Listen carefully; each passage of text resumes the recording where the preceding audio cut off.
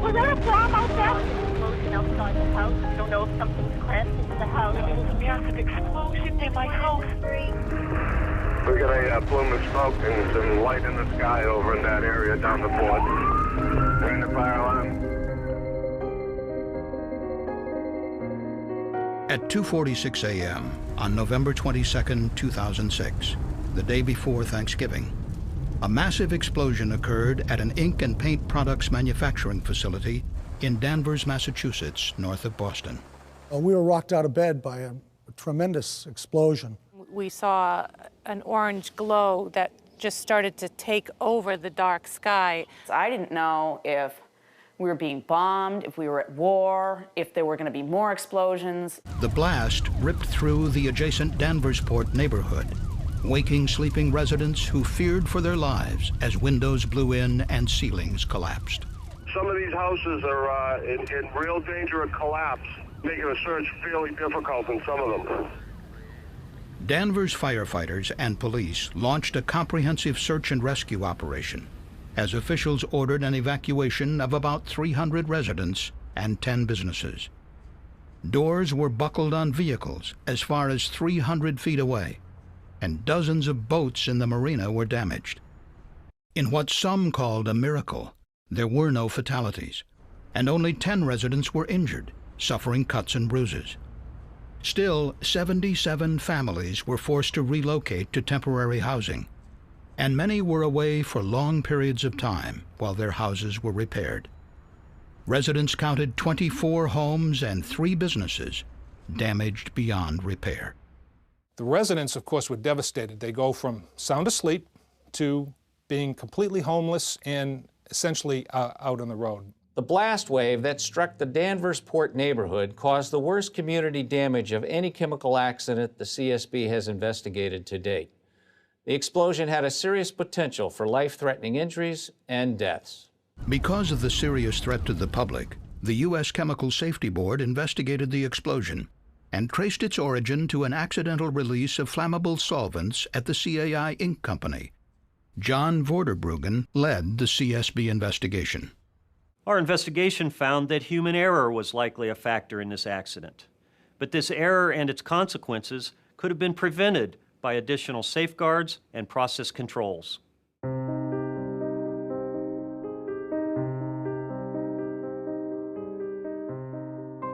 The following animation depicts the sequence of events that most likely led to the explosion and blast wave in Danversport.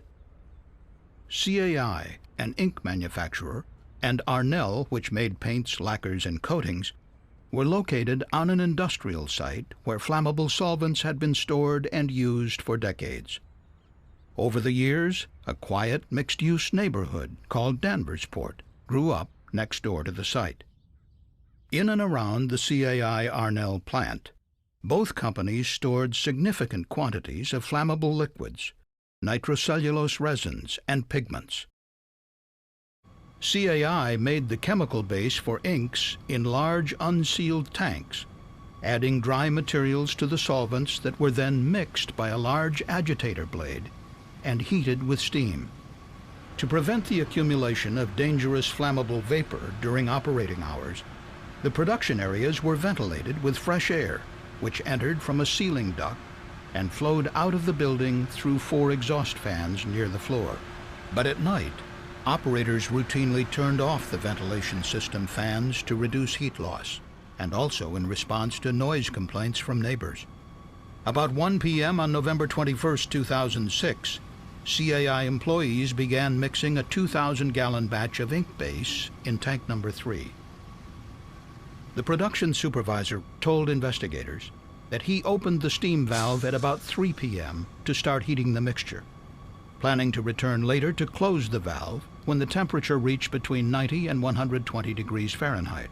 He then left the area to help load and unload raw materials and products. The production supervisor recalled that he returned to the platform around 5 p.m. and noted the temperature in the tank was about 90 degrees.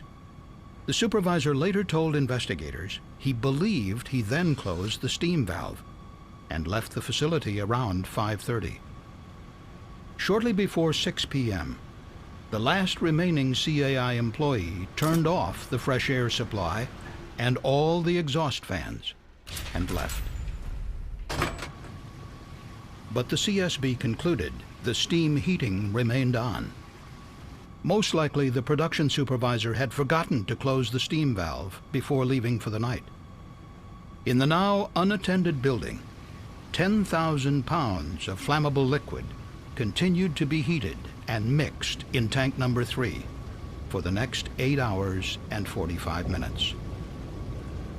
As CSB testing and calculations would later confirm, prolonged heating caused the mixture of heptane and propyl alcohol to boil, releasing hundreds of pounds of flammable vapor through the unsealed tank cover into the unventilated building.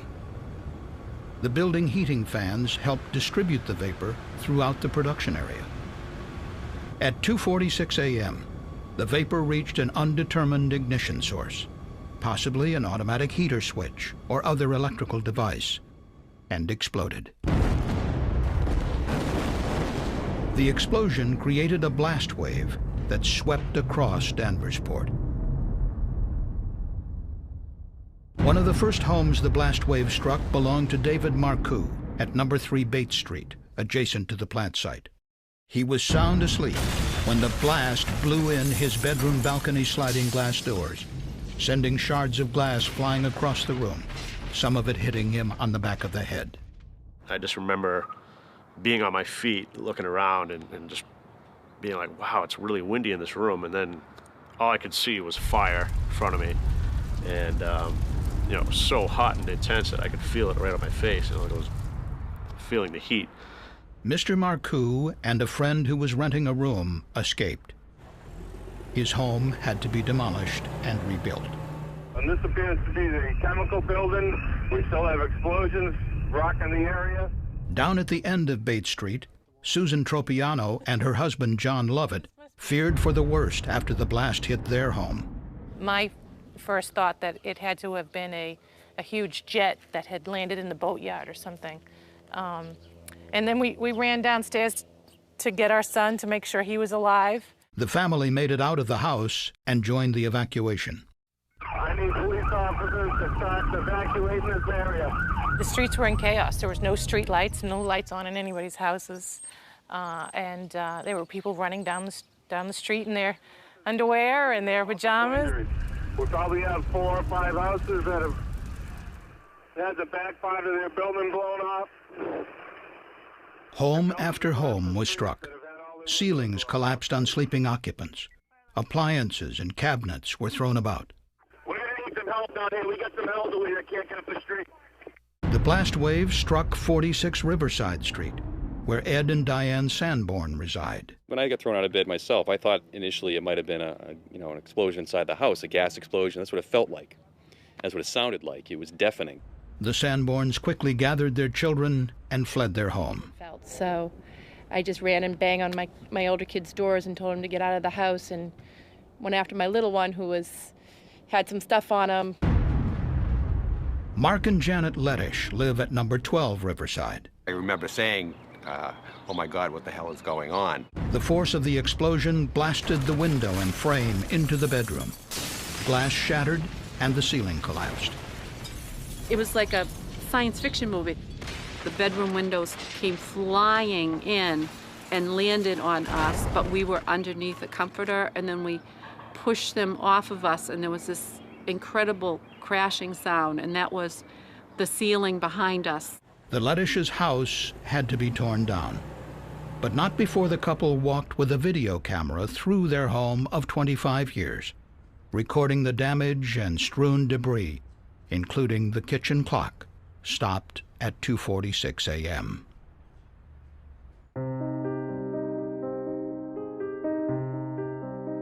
We needed to identify what led to such a powerful explosion. We photographed and cataloged the damage to 260 different buildings and vehicles and commissioned lab tests of the exact chemical mixture used at CAI. Based on the results, we estimated the explosive force from the vapor cloud that formed inside the closed, unventilated building. CSB blast analysis determined that the most likely fuel for such a powerful explosion was the heptane and propyl alcohol in mixing tank 3. And while the production manager stated he believed he had closed the steam valve the night before the accident, CSB investigators concluded that the valve had actually remained open. It was a foreseeable error, made more likely by the lack of written procedures, checklists, alarms, and safety shutdown systems at the CAI plant.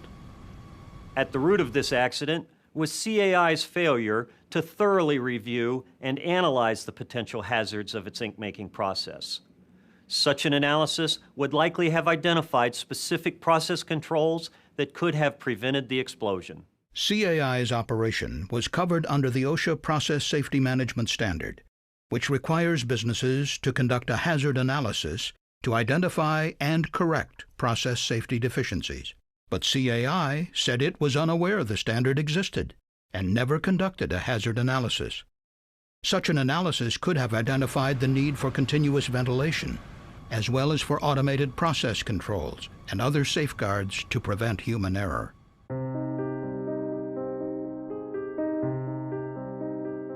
In addition to federal regulations, state and local fire codes are important for controlling hazards at facilities that handle flammable materials.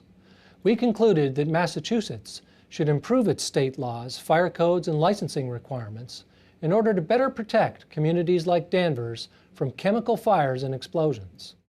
The CSB determined that the Commonwealth of Massachusetts had not adopted the most current national fire codes for safe handling of flammable liquids.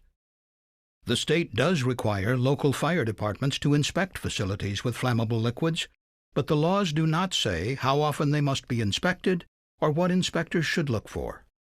The last inspection of the CAI Arnel facility, conducted in 2002, focused on a fire suppression system and did not identify code violations related to flammable storage and handling. CAI and Arnel had stored 20,000 gallons of flammable liquids and 50,000 pounds of flammable solids at the site. Massachusetts law requires properties where flammable materials are stored and used to obtain licenses and permits and renew them annually. The original land use license for the CAI Arnel site dated from 1944 and allowed storage of 250 gallons of lacquer.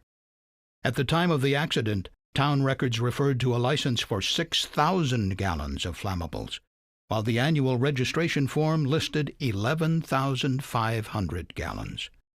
Over the years, no public hearings were conducted to review the safety of increasing the amount of flammable material close to homes and other businesses.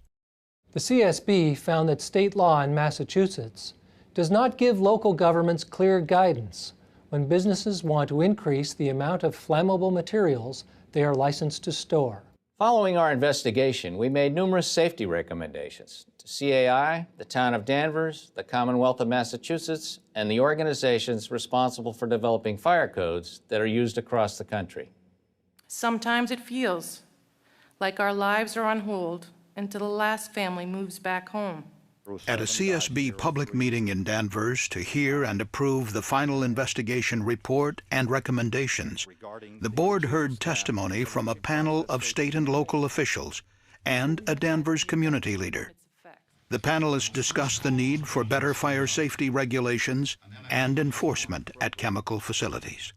I'm also very pleased to say that CSB and the Department of Fire Services agree on pretty much everything.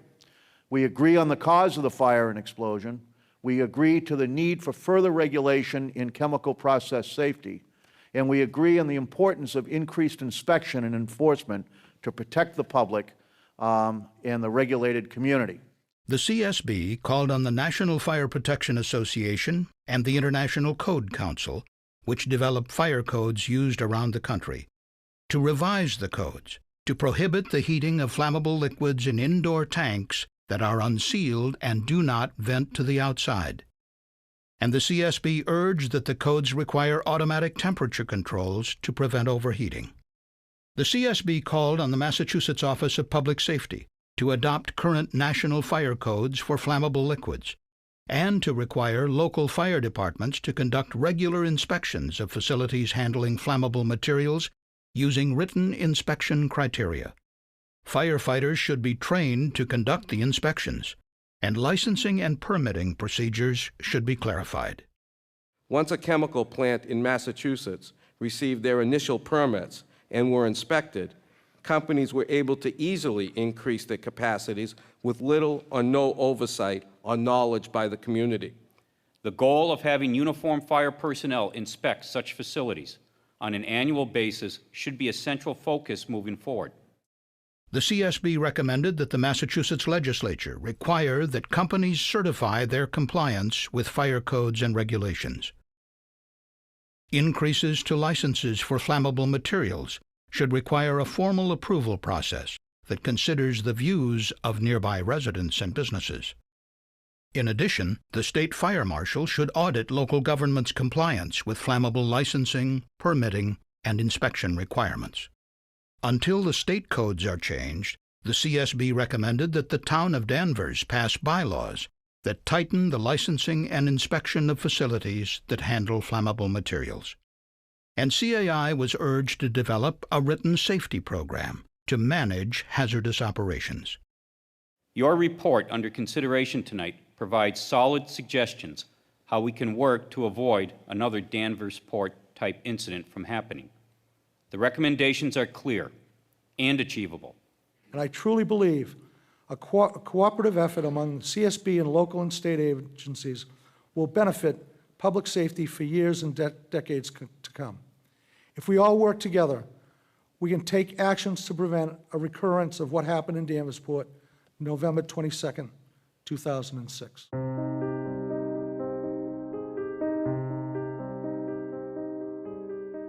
The accident at CAI took Danvers officials and residents by surprise.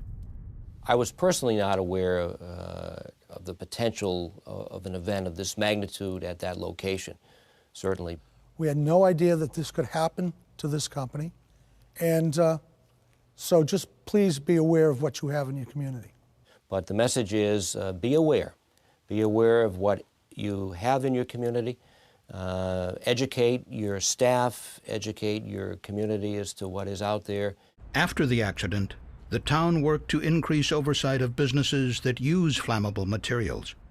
Danvers revitalized its local emergency planning committee, or LEPC, which had not met for many years. And the newly resurrected Danvers LEPC has expanded its largely emergency-based charter to include looking into what we can do to prevent a recurrence of this type of tragedy. It will take these local efforts, combined with state and federal efforts, to ensure public safety. And if it can happen in Danvers, it can happen anywhere in the United States. The CSB believes accidents like the one in Danvers can be prevented if companies review their potential hazards and use appropriate safeguards, and if effective fire codes are developed and enforced. For more information on the CSB investigation of the Danvers explosion, please visit csb.gov.